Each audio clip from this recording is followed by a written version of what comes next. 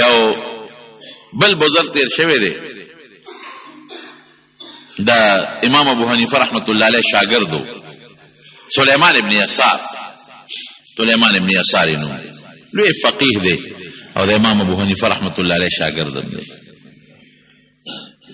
سلیمان ابن یسار وی چې دا ډیر خوبصورت او خشتاو نو پلاره تیرې دمنو د یو مالدار کورنا یو زنانه را پس یو ویز راولېږله او ما ته د ګناه دعوت راکړه دې کور کې هغه زنانه ده او ستا په انتظار ده هېڅوک هم نشته. ما ورته وایي چې زه د الله نه یېرېږم. وایي چې شپه شوه نو حضرت یوسف علیه السلام مې په خوب کې ولید. حضرت یوسف علیه السلام راته وایي چې سلیمان ابن یسار ما نه د نمبر یوړه. وی ما ورته چې د الله پیغمبره تا نه څوک نمبر وړی شي؟ د پیغمبر خو ډېره لویه مرتبه ده، ستا نه څوک نمبر وړی شي؟ وی نه، ما نه هم د ګناه مطالبه شوې وه خو ما سره د پیغمبرۍ طاقت و نو خدای د پیغمبرۍ په طاقت ته بچ کړم. او تا نه هم د ګناه مطالبه وشوه، تا سره د پیغمبرۍ طاقت نو بیا هم ته بچ شوې. نو ګوره الله هم سړي سره مدد کوي. او کتابونو لیکلي دي په هندوستان کې یو سړی وی هغه به خلکو به ورته مشکي بابا وي.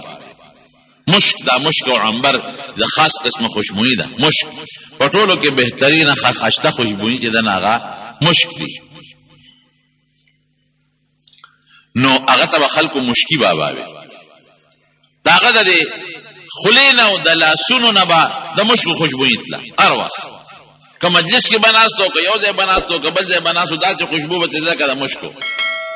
نو داسې چا تپوس وکړو یاره وی دا ته څه خوشبویي پورې کوې؟ ته غریب سړی او داسې خوشبویي پورې کوې چې د دې زمانې بادشاه هم داسې خوشبویي نه پورې کوي. تا نه خو داسې بل شان خوشبویي دي. وایي زه خو خوشبویي نه پورې کوم. نو وایي ته که ډېر هم خولی خو ستا وجود ډېر ښایسته خوشبویي کوي دا ول. نو خلکو مجبور کړ چې مجبور یې کړ. وایي ښځه به راته خپله قصه وکړه. وایي زه چې هلک وم نو زه ډېر ښکلی وم، وجود مې ډېر ښایسته و. نو ما به دا منیاري خرڅوله، غریب وم نو دا ریشې پیتې او دا څیزونه دا به مې خرڅوله. کوڅه په کوڅه به ګرځېدم. وایي یو ځل مې یو کوڅه کې دا منیاري خرڅوله نو یو زنانه راله اواز وکړه چې ودرېږه وروره. ودرېدم. وایي چې زما دا نیکه ده نه سودا اخلي، دا شی په سورې دا په سورې دا په سورې. وایي چې داسې کار وکړه زما دا نیکه به ستا را سامان ټول وګوري ډېره سودا ده نه کوي، یو بوټی دې دروازې ته رانه دننه شه. نو بس زم غریب وم او د پیسو په لالچ کې رالمه د ګټې، نو زه په هغه دروازه وردننه شوم. چې وردننه شوم هغه نیکي یو شی راواغی دا په سورې دا په سورې دا په سورې دا په سورې، لکه زه پوه شوم چې دا مانه ډېره سودا کوي. وایي دې کې دروازې ته جرنده وواله، چې دروازې ته جرنده وواله او هغه ما ته وایي چې دننه راځه، د ګناه مطالبه یې رانه وکړه. وایي ما ورته وایي چې زه خو د ګناه نه کوم، زه خو د الله نه یېرېږم. زه ګناه چېرته کوم؟ ما خو په زندګۍ کې چېرته ګناه نه ده کړې. وایي بس هغې ښځې وایي چې که ګناه نه کوې شور جوړوم چغې وام چې دې ما پسې کور ته راغلی دی او سم دې په شرمونو شرموم جیل ته دې لېږم. اوس به چغې ووامه چې دغسې د هلکه د سودا په بهانه منکر دننه کور ته راغی او ما نه د ګناه مطالبه وکړه، دا هر څه په تا درلو. بس چې پوه شومه چې خدای دا په څه مصیبت وړېدم، د ګناه مطالبه هم دا خدای والی کوي ما نه. او که زه ګناه مطالبه نه کوم شرمۍ دا به ټوله دنیا راشي هغه قاضي او بادشاه له تر ټول قوم به مې وټکوي. مړ مې لا نه کړي چې خاوند دغه یې راشي رور یې راشي یا بل څوک یې راشي ختم منکر په دې نیت راغلی دا څه پلانجه الله ورته زړه کې القا وکړه. وایي ما ورته چې ښځه بس ټیک ده چې مې نه پرېږدې او شرمې مې نو بس چې ته څه وې هغه به وکړو. خو ما له اودسمات یې راغلی چې د غسلخانه شته. وایي چې یو دا مخامخ غسلخانه ده. وایي بس غسلخانې ته دروازه خو هغې جرنده کړی غسلخانې ته ورله.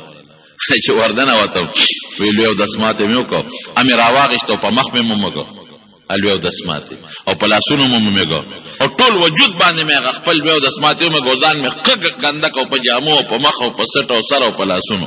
چې بار ته راووتم او دې ښځې وکتل وینې داسې څه پاګل راپسې راستی دی رکل شا پورته ور وداسه کوله وکړه سخابین په ځان باندې داسې څه پاګل ده خو لیونی دی روغ نه دی چا به دروازه ورته کولاو کرو کوه وی دروازې راته کولاو کړه او یې بار رو تښتېدم وی چې رالم لاړم غسلخانې ته ننوتم او ځان مې ښه مزېدار خشته پاک کړه د هغه ګناه نه مې ځان په هغه ګندګۍ بچ کړه ځان مې خلاص کړه چې بار راووتم او مې لمبل جامې مې واچولې هغه ورځ ده او دا ورځ ده چې زما د وجود نه د مشکو خوشبویي ځي او دا یاره ګورې یوازې د غریب نه د بعضې ډېرو بادشاهانو په زړه کې هم یو دغه بادشاه چې د ښکار له تللی و چې ښکار له تللی و دا پولیس والا دا خلک منډې تړلې وې ښکار پسې یو غریبه ښځه وه هغې غوا سروله په ځنګل کې